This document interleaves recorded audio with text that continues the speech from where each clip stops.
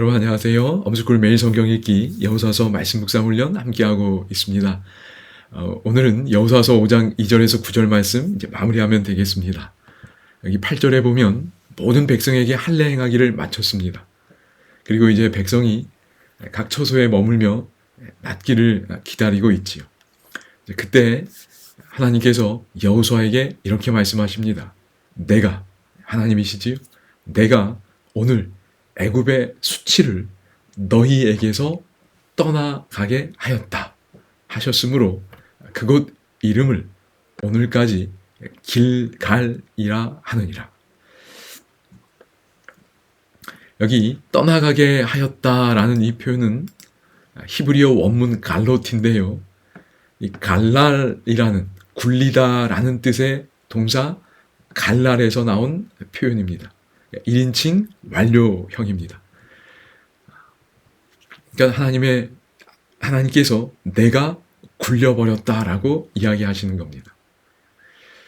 여러분 이렇게 좀 이해하시면 더 좋겠습니다. 굴려버렸다. 왜냐하면 여러분 여기 이 지역이 이제 길갈이라고 불리우는데 길갈은 굴림, 뭘 굴려버린 거지요. 바퀴 혹은 원, 뭔가를 굴려버린 겁니다.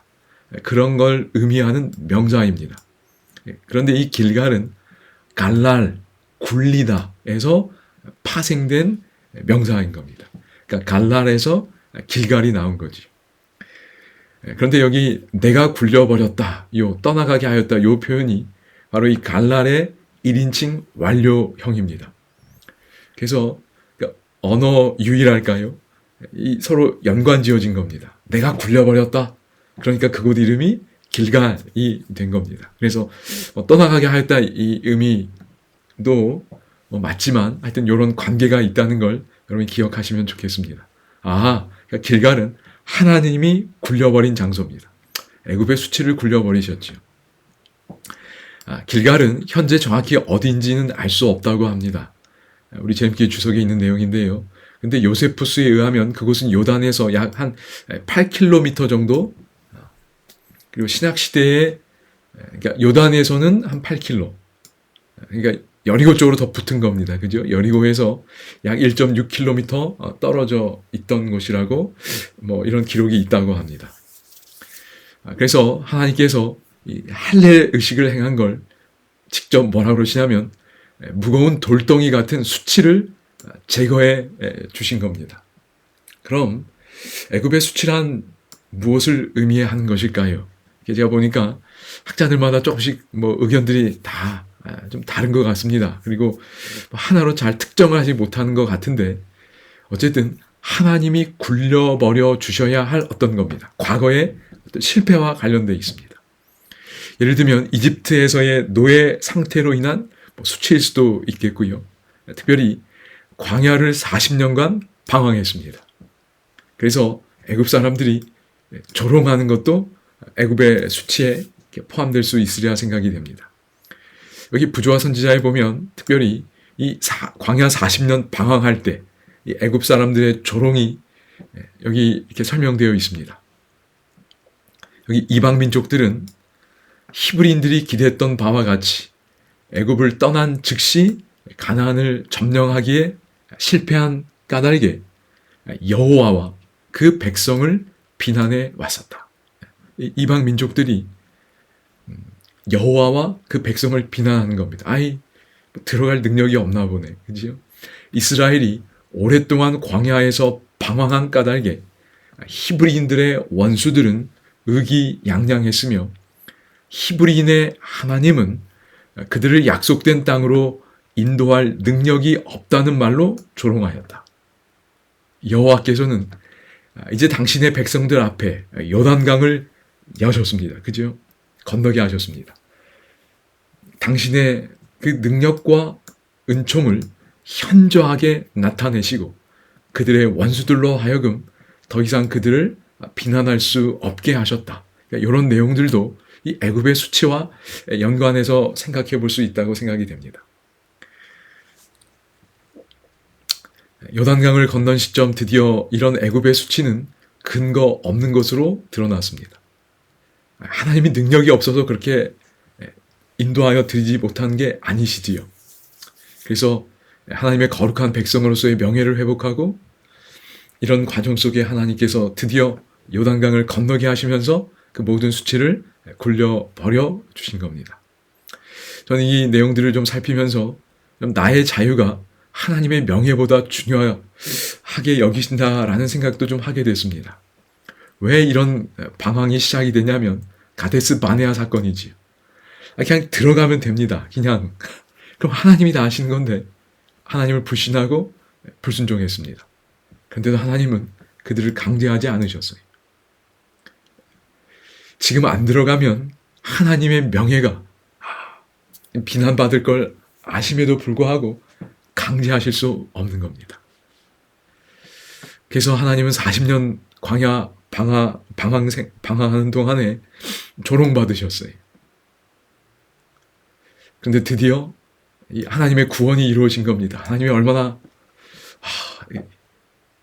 이때를 기다리셨을까요?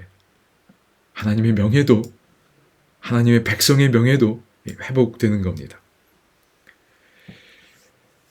그래서 No salvation by works here. 우리가 뭔가를 더 열심히 해야 돼 이런 내용이 아니고 하나님을 정말 신실하게 믿을 때 하나님의 능력이 나타나게 되는 것. 그 진정한 믿음의 의가 다시 한번 생각되는 장면이라고 여겨집니다. 그래서 이렇게 좀 중심 생각을 해보았습니다. 하나님께서는 불신과 반역으로 인한 수치를 굴려버려 주시며 새로운 언약 백성은 말 그대로 하나님을 신뢰하고 하나님의 말씀에 순종하는 백성이지요. 굴려버려 주시며 새로운 언약 백성을 이루어내신다. 그러니까 불신과 반역에 반대되는 그런 백성을 이루어내십니다. 그렇게 될 때 하나님의 명예도 회복되고 하나님의 백성의 명예도 회복되는 겁니다. 하나님께서 이렇게 하셨습니다. 갈라디아서 말씀과 좀 연결해보면 갈라디아서 6장 17절 이런 말씀이 있습니다. 이후로는 누구든지 나를 괴롭게 하지 말라. 내가 내 몸에 여기 뭘 가지고 있다고 하지요? 예수의 흔적을 지니고 있노라. 흔적에 해당하는 아마 헬라어 표현 아마 들어보셨을 겁니다. 스티그마. 내 몸에 예수의 흔적을 지니고 있노라. 이 흔적이 오늘 방금 살펴본 내용과 좀 잘 연결되는 것 같아요. 하나님께서 수치는 굴려버려 주시고 할례라는 한 흔적을 남겨주셨습니다. 여러분 사울은 마찬가지입니다. 그렇지요? 사울 참 이전에 부끄러운 흔적이 있었습니다. 그런데 그걸 하나님께서 굴러가게 하셨어요. 굴려버려 주셨습니다. 그리고 새로운 흔적을 주셨습니다. 그게 예수의 흔적입니다. 과거의 어떤 historic transaction은 거래하는 겁니다. 주고받는 거지요. 과거의 수치는 굴러가고 하나님의 언약 백성의 표시가 주어졌습니다. 예수의 흔적이 주어진 거지. 방금 봤던 그 장면이 이걸 기념하기 위하여 장소 이름이 길갈로 바뀌었습니다. 하나님께서 실패의 흔적, 스티그마를 굴러가게 하시고 새로운 흔적을 주신 내용. 그래서 예수의 흔적이라는 표현을 가지고 길갈의 할례 의식의 의미를 또 연관해서 생각해 볼 수 있다고 생각이 됩니다. 여기까지 하고 이제 다음 시간 안내입니다. 5장 10절에서 12절인데 할례를 행하고 유월절 의식을 행합니다.